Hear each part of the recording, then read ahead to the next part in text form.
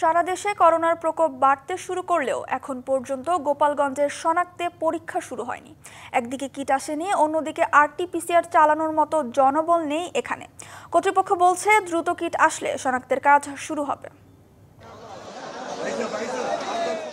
হাটবাজারে সড়কে মানুষের স্বাভাবিক যাতায়াত বোঝার উপায় নেই। দেশে আবারও বাড়ছে করোনা সংক্রমণ, কারো মাঝেই নেই সচেতনতার বালাই।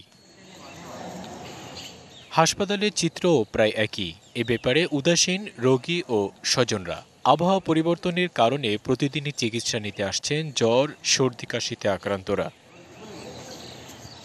অধিকাংশ রোগীই মাস্ক না পরে ভিড় করছেন চিকিৎসা কেন্দ্রে। আবার অনেকে জানেই না করোনা সংক্রমণের কথা।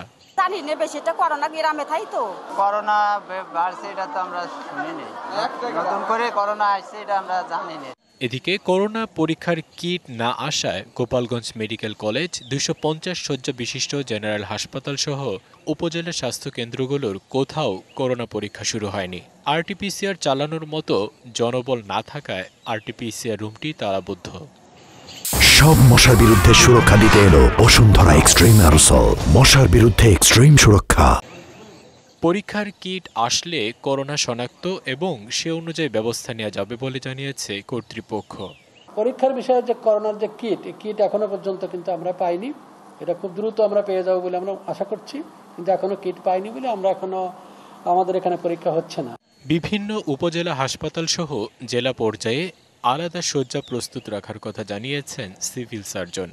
টেকনোলজিস্ট এবং ডাটা অ্যানালাইজার যারা আগে প্রজেক্টে ছিল, তাদের প্রজেক্ট শেষ হয়ে যাওয়ার কারণে এই মুহূর্তে কর্মরত নাই। এটা আমরা অর্জন কর্তৃপক্ষকে জানাচ্ছি এবং কিটেরও মেয়াদ শেষ হয়ে গেছে।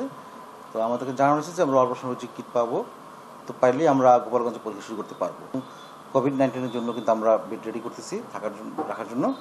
করোনা ছড়িয়ে পড়ার আগেই শনাক্তের ব্যবস্থা সহ সচেতনতা বাড়ানোর উদ্যোগ নেওয়া প্রয়োজন বলে মনে করছেন সচেতন মহল। DBC news desk.